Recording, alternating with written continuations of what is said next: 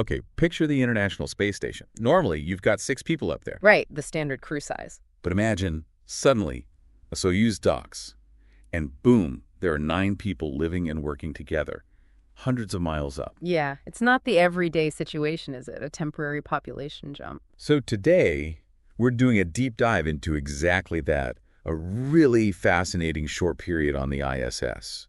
And we're seeing it through the eyes of someone who was there for the long haul. We've got a great viewpoint here. It focuses right on that moment when a Soyuz arrived with 3 more crew members, Andreas Mogensen, Aiden Ambitov, and Sergei Volkov. And this wasn't just, swapping people out. It was a real temporary increase in the station's population. Exactly. And what's so interesting, I think, is how it gives us this glimpse into stuff beyond the usual mission reports, the real human side of things. Totally. It's a chance to look at, well, obviously the logistics, how you fit 9 people in there, but also the personal dynamics. The first impressions, cultural moments. Yeah, even the unexpected little challenges that pop up when you mix things up like that.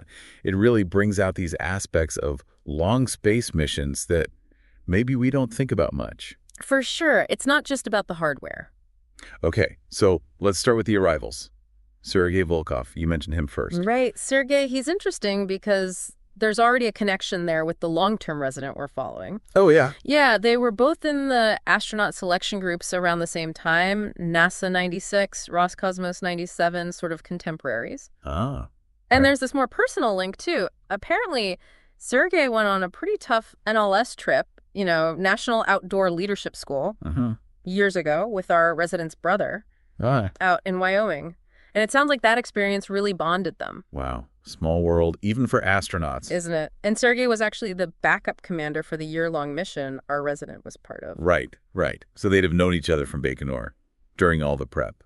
Exactly. And it seems Sergei kept that connection going, often asking the resident during training to pass on greetings to the brother. That's nice. And he had a big job on this particular flight, too, didn't he? He did. He was the commander of the Soyuz that would eventually take this short-duration crew back home. Gotcha. Okay, then there was Andreas Mogensen, Andy, ESA astronaut. Yep, Andy from Denmark, part of the European Space Agency.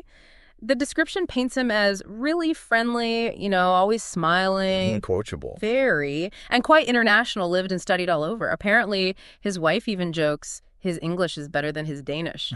Okay. And he was there with a purpose, too, bringing up specific science experiments for his relatively short 10-day mission.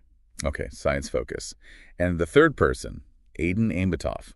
His story seems particularly significant. Absolutely. Aiden's flight was a really big deal. He was the first cosmonaut from Kazakhstan to fly under the Kazakh flag. Yeah, okay. A national first. Huge. Kazakhstan hosts Baikonur, the Russian launch site. They're crucial to the space program. So this was seen as maybe a long overdue thank you, a gesture of recognition. How long had he been waiting? A long time. She'd been part of the Kazakh cosmonaut corps since, 2002, military pilot background. But missions got delayed, funding was an issue. Yeah. It was a real journey for him to finally make it to the ISS. Wow. So dedication definitely paid off there. Okay, so these 3 arrive, 6 becomes 9. In that, let's face it, pretty confined space. What were the first impressions? Any immediate challenges? Well, the long-term residence account definitely notes some initial, maybe uh-oh moments, concerns about the life support systems. Like what specifically? The Cedra system, the one that scrubs the CO2 and generates oxygen. More people means it has to work harder.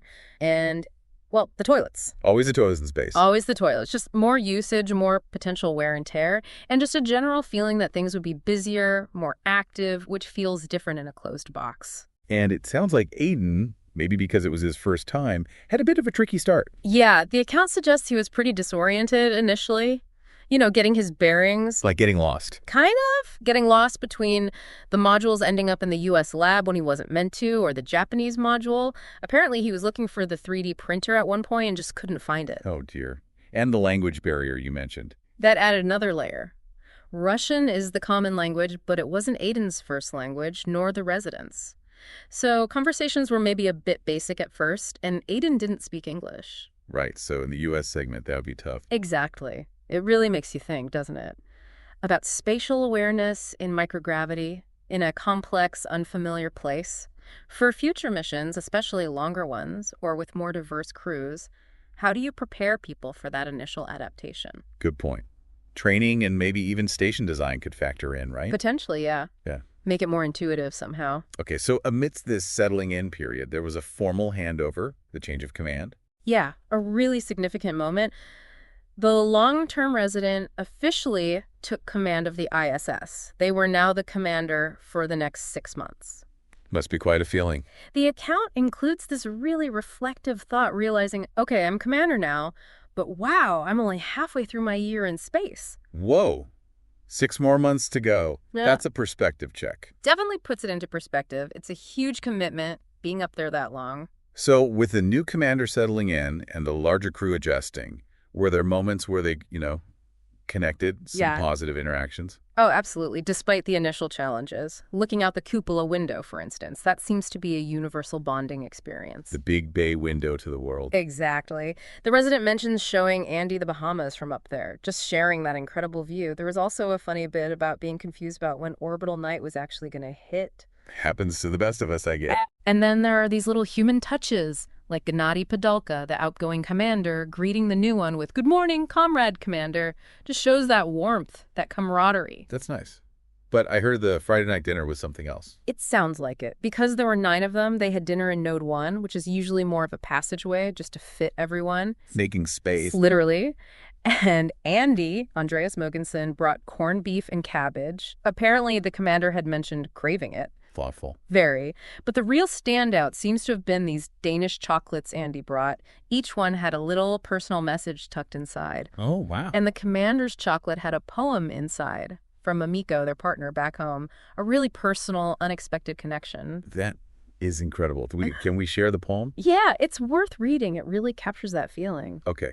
Football days, wet grass, cold skinny dips, foot massages, sweet and sour dirty lips, soft towels, home cooking little strings, burgers and buns, no more pipe dreams. Thunder rolls blindfolds in fast cars, palm scratches, Lomi smells distant stars, road trips, minute beers, breezy nights, real slow dances in pinstripe tights. Sunset warm sand and Calipigian hot sauce, a lot, or just a smidgen.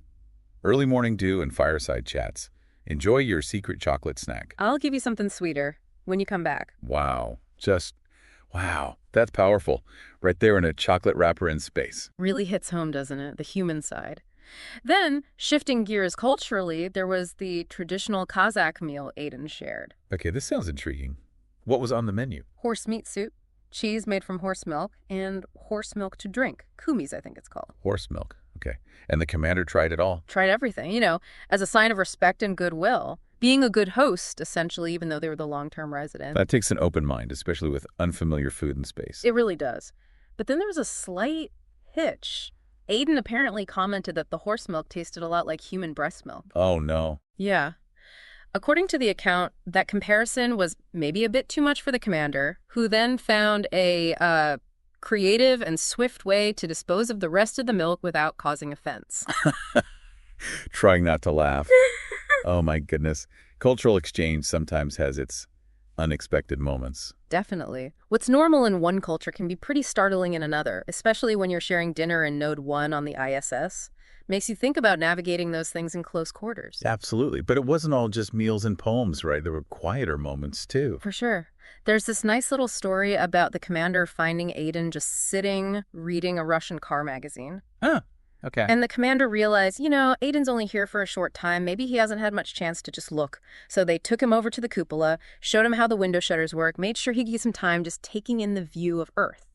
That's really thoughtful, especially given the language barrier and Aiden maybe being a bit more reserved initially. Yeah, it underscores that contrast, Aiden finding his feet, maybe quieter. Then you had Andy, who is super busy. Right, with his science experiment. In the Columbus module, which, importantly, doesn't have any windows. So he's working hard in this enclosed space. Bit cut off visually. Right. So the commander made a point of checking in on him, making sure he wasn't too isolated. And Andy, when he wasn't working, seemed keen to socialize, join the group. Different personalities, different mission objectives, all crammed together. And speaking of crammed, sleeping arrangements. How did that work with 9? They had to get creative. Yeah. Sergei, since he was staying longer eventually, got dibs on the U.S. airlock as a temporary bedroom. The airlock. And he slept over in the Japanese module, Kibo. Maybe a bit more space or privacy there. And Aiden? He was part of the crew heading home soon, so he bunked in the Soyuz spacecraft itself, the one they arrived in and would leave in, using its habitation module. Makes sense. Adapt and overcome. Pretty much the motto up there. It sounds intense, though. Even Andy, after just, 10 days? He made a joke. Yeah, near the end of his short stay, Andy apparently joked he needed a vacation after his space mission. And the commander's response? Very relatable, I thought. Something like, "You're complaining to the wrong guy." Smiling. Yeah, fair enough when you're only halfway through a year. Exactly. Puts the 10-day sprint in perspective compared to the marathon. While all this was going on, there was also some unique science happening, specifically related to the twins study. That's right. The commander actually administered their own flu shot. A flu shot in space? Mm-hmm. Isn't the ISS environment pretty sterile? It is. So it wasn't really about preventing flu on the station. It was purely for the twins' study data. Comparing with the twin brother back on Earth. Precisely. The twin brother got the same shot at the same time down on Earth. It's all about seeing how the space environment affects the immune response, comparing physiological changes between the two identical twins. That's fascinating science. And apparently, that simple act got a lot of attention. It's kind of funny, isn't it? You have all this high-tech stuff, spacewalks, complex experiments, but a tweet about giving yourself a flu shot? That's what blew up. Why do you think that is? Maybe it just makes it relatable. It's a very human, everyday kind of medical thing, but happening in this extraordinary environment.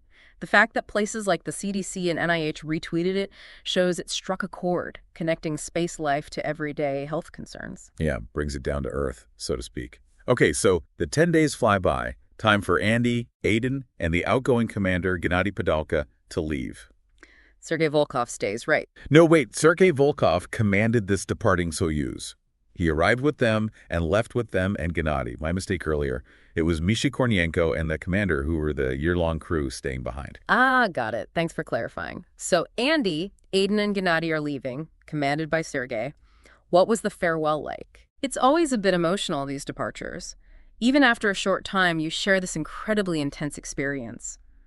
The account describes it as a bit awkward, that period of waiting after the formal ceremony before they actually seal the hatch. A long goodbye. Kind of. There was a hug between the commander and Gennady, who are handing off command, and a little joke about the commander wanting to stow away on the Soyuz to go home too. Shows that bond. A bittersweet moment. And then, shortly after they left, just 3 days later, the long-term commander hit the official halfway point of their year-long mission. Wow.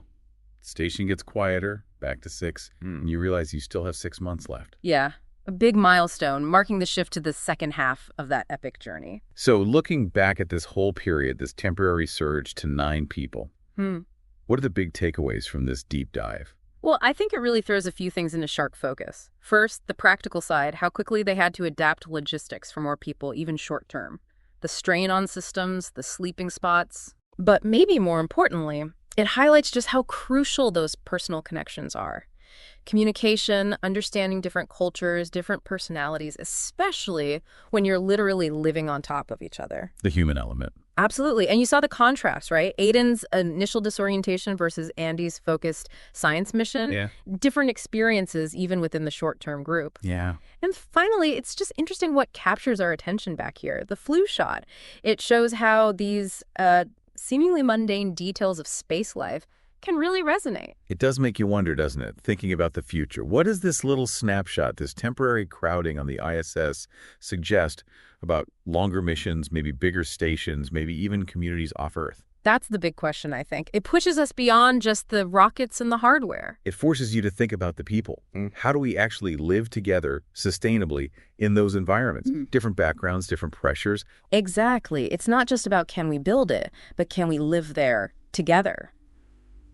This short period gives us some valuable, if small, clues about the human challenges and successes we might face. A fascinating glimpse, for sure. And like you said, just scratching the surface. There's so much more to explore about living and working in space, especially these international collaborations. Always more to learn. Definitely food for thought. Until next time.